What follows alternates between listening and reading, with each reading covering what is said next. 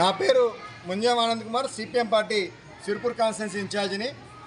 ఈరోజు కాగజ్నగర్ పట్టణంలో ప్రధాన నాల ఏదైతే ఉందో ఆ నాల కబ్జా అవుతుందని చెప్పేసి కొంతమంది టెంట్ వేసి కూర్చున్నారు.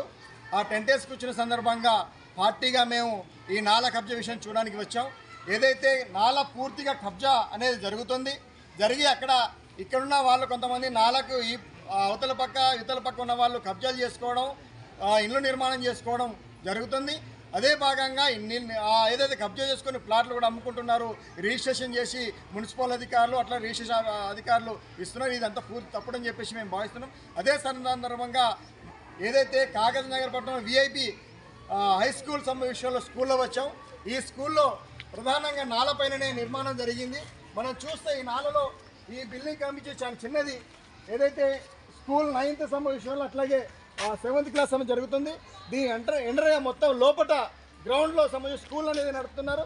ఇది చాలా ప్రమాదకరమైన స్కూల్ అని చెప్పేసి ఏదైతే అధికారులు ఏ రకంగా పర్మిషన్ ఇచ్చారని చెప్పేసి మేము అడుగుతున్నాం. ఏదైతే పూర్తిగా నాలలో ఏదైతే ఈ నాల విషయంలో ఉందో ఈ నాలలో పూర్తిగా లోపల స్కూల్ ఏర్పాటు చేయడం జరిగింది. ఈ స్కూల్ విషయంలో చాలా ప్రమాదకరంగా కింద 2 ఫ్లోర్స్ పెట్టారు. ఈ ప్రమాదంతో ఏదైనా నాల ఉంది.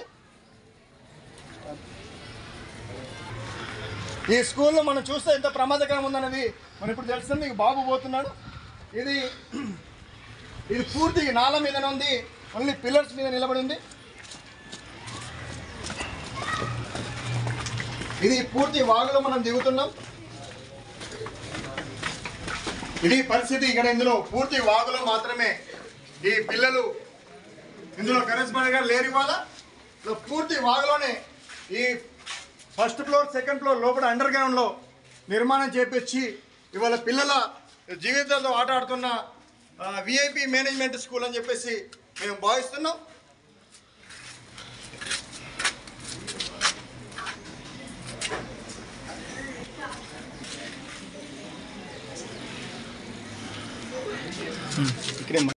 ప్రధాన పట్టణాలలో కూడా హైదరాబాదు అట్లాగే కొన్ని ప్రధాన పట్టణాలలో కూడా ఇట్లాంటి పరిస్థితులు లేదని చెప్పేసి మేము భావిస్తాం.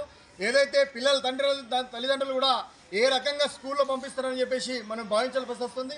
ఒకవేళ చిన్న ప్రమాదం వచ్చినా దాదాపు పిల్లలు ప్రమాదానికి గురయ్యే అవకాశం ఉంది. కాబట్టి చట్టపరమైన చర్యలు ఈ స్కూల్ మేనేజ్మెంట్ పైన తీసుకోవాలి, అట్లాగే పర్మిషన్ ఇచ్చిన అధికారులపై తీసుకోవాలి. అదేవిధంగా వీళ్ళందరినీ కూడా క్రిమినల్ కేసు పెట్టి అందరినీ సస్పెండ్ చేయాలి అధికారులు అని చెప్పేసి మేము సిపిఎం పార్టీగా డిమాండ్ చేస్తున్నాం.